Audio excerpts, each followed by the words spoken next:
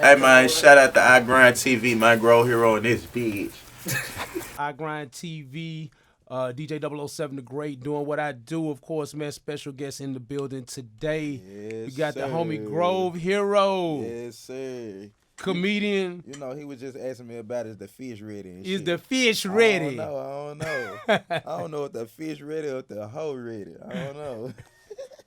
The homie Grove Hero in the building, man. Comedian, author, philanthropist. Yeah. You know what I'm saying? Like you just got so many different levels, man. So many different things. So I guess we're gonna start it off with this, man. Of course, you know we all, you know, of course it's obvious you've got a handicap. How was it growing up? I got a what? A handicap. I mean, Yeah. so what I want to know. He just gonna put it I out ain't gonna there. put it out there, man. We Since just he gonna judge put it out there. Fuck it. I got a handicap. We just gonna put it. Okay. Now let me ask you this: how was it growing up with that particular handicap?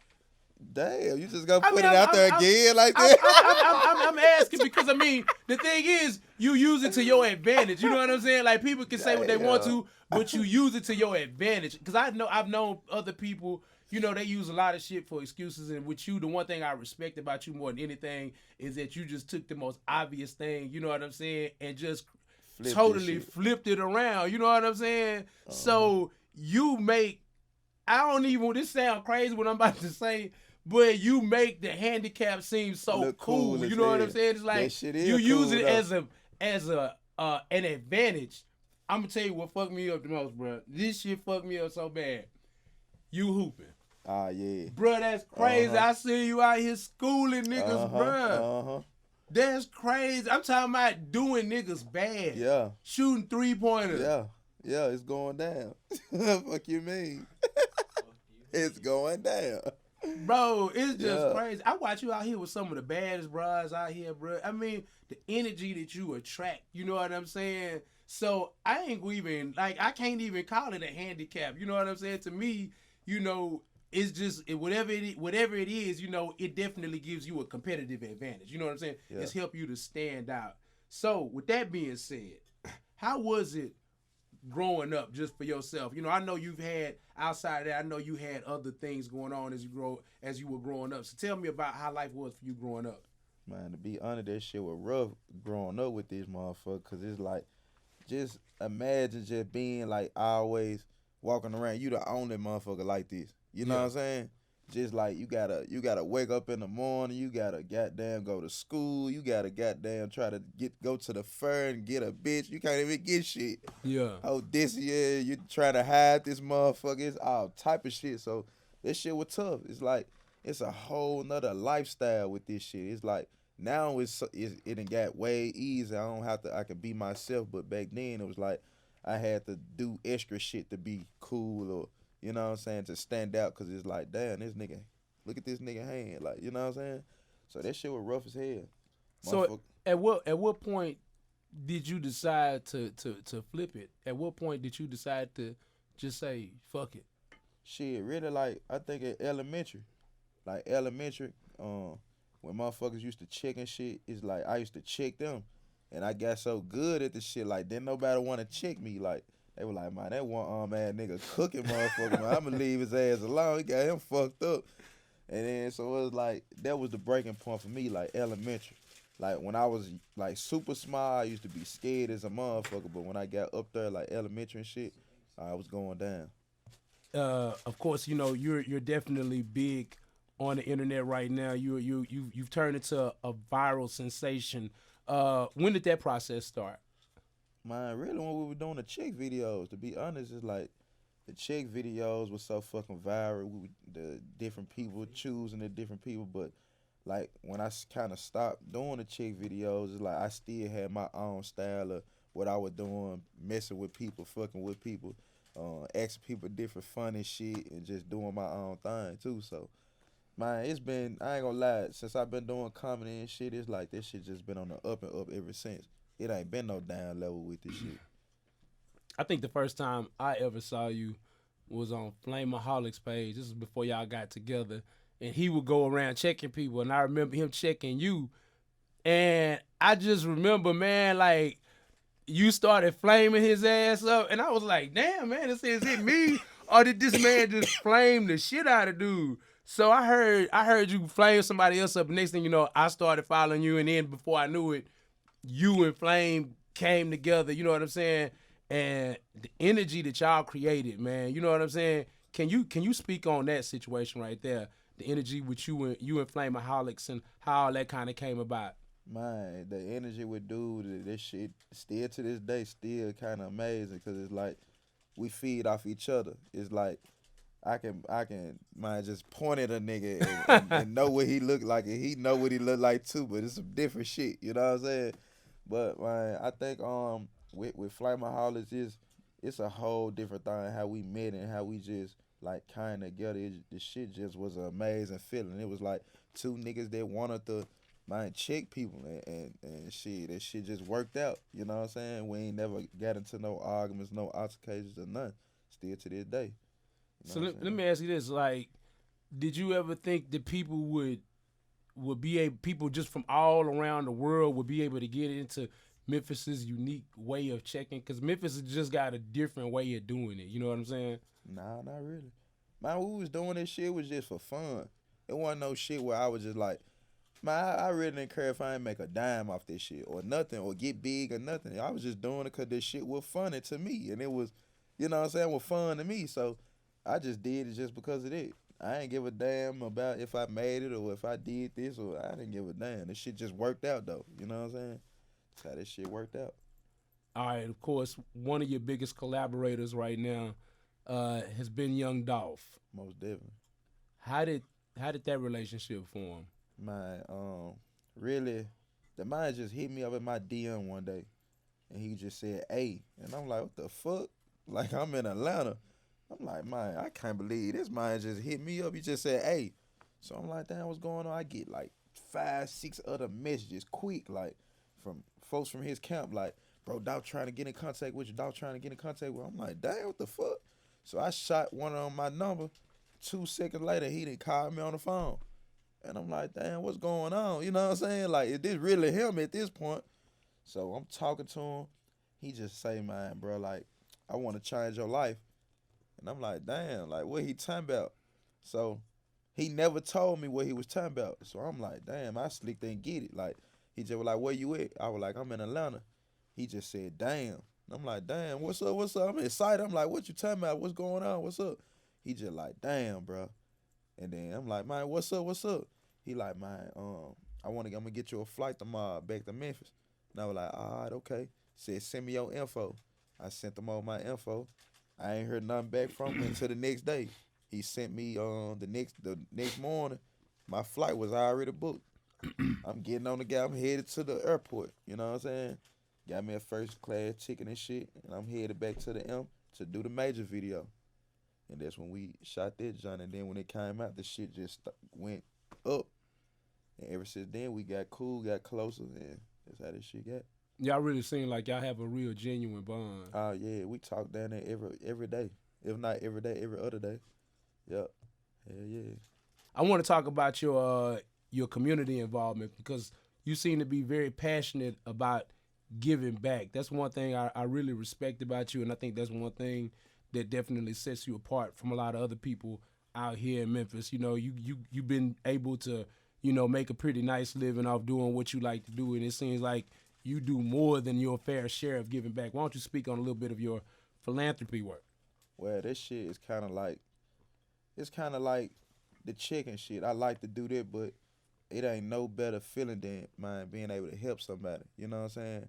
And then especially when you from that shit, like you from like the struggle, you come from man not having shit. You know what I'm saying? It ought to make you wanna do it. You know what I'm saying? Wanna man be like, all right, man, I know ain't nobody else finna come through and get nobody no money or bless nobody with nothing. So why not be the person that come do it and get these folk hope? Cause it ain't no hope in the city. Like all we got is nothing. Like don't nobody got no hope for nothing. Everybody struggling, everybody, you know what I'm saying, sitting back at their crib trying to find a way out. Everybody, you know what I'm saying? The typical Memphian, that's what they doing. They working jobs, they wish they could find a way out. Ain't nobody giving them hope. It ain't no hope to say, ah man, damn man, somebody can come through and help me out in this situation I'm in. You know what I'm saying? So I just want to be different. I want to give folks hope and let people know that it ain't everybody ain't like that. It's folks that's out here that want to help. You know what I'm saying? And be there for the people. So What's some of the things that you've done? I done did car giveaways. I done did man for the kids. I done gave money to kids that got like A's and B's in school. I done did like programs like that for them. Um, man, I'm working on a house giveaway right now. I'm gonna go buy a foreclosed house and just choose a family of whatever and just get that motherfucker away because I don't give a damn. And shit, that's about it though. All right, so now with all that going on, now you've got author on your plate. Now you've actually wrote, what is it, a couple of books? Yeah, a couple. Okay, give me the scoop on that. How did that get started? The first book, man, it was about my life and shit. It was about growing up, like losing my mama, talking about the disability, losing my grandma, my great grandma. So it was basically like about my life. And the second book was really because I was living in Houston and I was just so fucking broke. And I was working a job and shit. I was cleaning toilets and shit. Like, and I was so fucking stressed out because I was like, damn, like, I'm a hustler. I know I ain't supposed to be working for nobody else. So shit, I wrote a book and I said to myself, man, I'm gonna get out here and stand outside and sell that motherfucker outside Houston Galleria. You know what I'm saying? Hustle my way to get some money and sell that shit on the internet. And man, shit, I made like $8,000 in like a couple of goddamn months out my book. And that's how it went. Shit, I just started hustling in it, and then that's when the comedy shit came. Okay, so you grew up in the hood, and of course you grew up without a father. How has that affected your relationship with you and your son? Man, big time, cause it's like, man, I know that feeling like, man, your daddy like don't come around, like don't be there at all, and like knowing that you ain't got that figure at all to be there. So I told myself I'd never do my son like that. Like I'm gonna be there, I'm gonna teach him, like I'm gonna show him how to be a good person in the midst of hard times. No matter if folk asking or whatever the situation is, I want him to be a good person. You know what I'm saying? So that's my biggest thing. Like I'm gonna always be there for my son.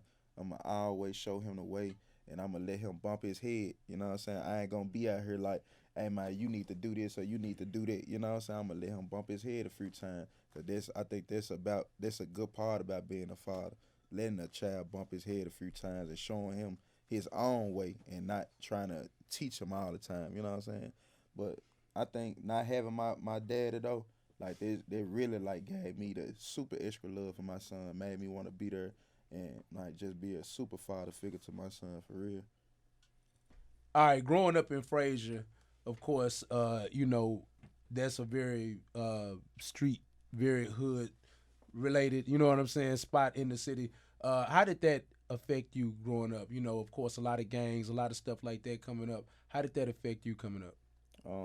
Man, that shit affected me a lot, cause especially having a disability is like motherfucker always fucking with you and shit. So it's like I felt like I needed some type of security, but not feeling like, oh, I need like help fighting or shit. It's just like being in the hood. It's like you don't got no choice. You know what I'm saying? It's like when you see only this one way, or you see this, that's what you want to get into. All my cousins were GD, so it was like that's what I want to be. So it's like, man, growing up, looking up to them and shit, man, I want to do that. And that shit, like seeing all the gun violence and the motherfucking folks selling dope, and I just want to do everything they want to do because that shit look cool. Like that shit just look cool. It just look like the thing. Niggas were getting hoes. Niggas was, you know what I'm saying, getting hoes. I whooping niggas ass. Like this shit just was cool. So it's like a nigga was a follower. You know what I'm saying? Just like everybody. Like everybody kind of follows sometimes. And I was one of them motherfuckers was just a follower. Just seeing my cousin doing that shit. And my being in the streets like that. And I want to do the same shit. So that's how it was. So how did you transition from the street life to doing what it is you're doing right now? My ease and not want to be a follower no more. Seeing that, alright, okay, what the fuck? Like, I never seen this nigga, Larry Hoover, but I'm sitting up here following his footsteps and wanting to do what the fuck he doing, but I never seen this nigga. I'm my own man, you know what I'm saying? Like, I need to be out here trying to do my own thing, trying to get some paper or something. But instead, I'm around this motherfucker with a flag hanging out my pocket doing dumb shit, ready to kill for what? or ready to just do anything for what? You know what I'm saying? Go rob a nigga, go whatever for what reason? It ain't no reason to do this shit. So it's like, man, that shit was just dumb shit. It just was some shit that I just realized I'm not no follower. I realized I'm a leader, so I want to do my own thing, type shit. With you being a big advocate on gun violence, how do you use your platform to make that situation better? Man, I just be looking at all these rap niggas and shit and just like seeing how corrupt they making this motherfucking world. Everybody look up to the rappers. So I told myself, all right, when I get some clout, when I get a platform, I'm gonna use my shit, but I'm gonna stay funny with it, but I'm gonna use my shit to minimize this shit and try to be a face for like doing good, you know what I'm saying? And not just being a face that like, okay, go do drugs or go kill a nigga, you know what I'm saying? So I just want to use my platform and just say, okay, man, I'm just finna, man, tell folks to, man, put down their guns, you know what I'm saying? Tell people to take care of their kids. Like, everything that I do is just different, you know what I'm saying? I ain't trying to be the same as everybody else. Like, I want to be the nigga that come through and bless folks, come through and say, my niggas see me, they respect me enough to even not even want to, man, go kill no nigga, or, you know what I'm saying, go rob no nigga. They got a whole different type of energy around me, you know what I'm saying? Like, that's how I want to move. Like, I want to be the, like, not no on no preacher shit, but, you know what I'm saying? You know, just trying to be a nigga that got standards, you know what I'm saying? Basically. So before the internet fame, you were known for being an investor in other businesses. How did those situations work out? Man, fucked up. Every situation down there except the book went bad. Like, I was trying to, man, first off, how I even got the motherfucking money was, man, I was in college and every semester, you know, you get a refund check. So I was so fucking smart. I knew I ain't just had no help like that. My family in the hood and shit. So I'm like, man, I'm gonna save all my school checks, but I'm gonna work. You know what I'm saying? So every semester I'm getting 6,000, 5,000. You know what I'm saying? I'm saving this shit. I ain't touching this shit. I saved this shit until I got about 25,000. You know what I'm saying? And man, I was like, man, I gotta make a move now. You know what I'm saying? Cause I'm about to get out of school. I gotta figure out what the fuck I want to do. So I got to trying to throw parties and shit. And I invested in a motherfucking this was the dumbest shit ever. Man, my little brother is a comedian too, so I wanted to give him a look. This was when A-Town was the most popular comedian nigga coming up. Yeah. I just thought this nigga was the you know what I'm saying? I was like, I'm gonna book this nigga. I'm gonna bring everybody out, the whole fucking city. I was in Murfreesboro, so I was going to MTSU. I was like, the whole city gonna pop out, you know what I'm saying? Man, I booked this man with about 7 motherfucking kind of that bitch. So I ended up losing. But he I think I paid him $2,500. Then the venue was like motherfucking $1,000, so that was $35. I had to pay security like $500. It was really like a $5,000 loss. You know what I'm saying? Or you know what? I think it was a $7,000 loss because I think he was $3,500. Yeah. So I had to pay him, and I still pay him even though with folks had came, because I ain't want to do him like that. I was gonna say fuck him and not pay him, but I was like, nah, I can't do that. And then I ended up giving them folks the money back to the 7 people that did come. So they ended up paying some straight bread, but I was like, all right, man, y'all can just have your money back, because it ain't nobody in this motherfucker for, you know what I'm saying? Man, but I took some crazy ass losses, man, with this shit. Off trying to save my money off refunds. That's how this shit went down. So how did you go from being a 12th grade dropout to graduating from college? Man, I ended up leaving the high school that I was in. I was going to Fraser, and my mom was living in fucking Mumford. So I ended up leaving there, not being able to graduate because I failed the ACT and the math part. And the teacher, she ended up failing me, so I couldn't even graduate. I was in the 12th. You know what I'm saying? It was fucked up that I couldn't graduate, but I understood she couldn't pass me just because I failed the math ACT. So I ended up having to take the ACT another year. And so I went to Mumford and took the ACT the next year, passed the motherfucker, and ended up getting in college, going to Dyersbury State. And then that was like a little junior college. And then shit, I ended up like kind of playing basketball and shit. And then the basketball really kind of helped me like transition to other schools and shit. So then I went to Belter. Then I left Belter, which was like a Christian ass school. and then I went to MTSU, and then I ended up graduating from MTSU. So what are your future business endeavors right now? Man, right now I'm really sticking to the comedy, but I got little shit working like the food truck that I got, all malicious. I got a detailed company, and all this shit working out for like, I want all of this shit for my block parties. Like when I do my Stop the Violence block parties and shit, I wanna whip down with free food, like whip down with free car washes, fucking free game trucks, and just free everything. That's the reason why I got all these businesses and shit. I'm gonna make money, but I wanna do free shit for the people. What's next for Grove Hero? Man, it's big shit. But right now I'm going on tour with Dolph, hitting the tour, doing stand up on the tour and shit, and man, going up from there. Really, going up from there, man. All right, man. Appreciate it, man. Definitely. Of course, man. iGrindTV, Indie Day Radio. Appreciate you coming through. Grove Hero, much success on all your future endeavors. Thank you for coming through. Appreciate it, ugly. All right.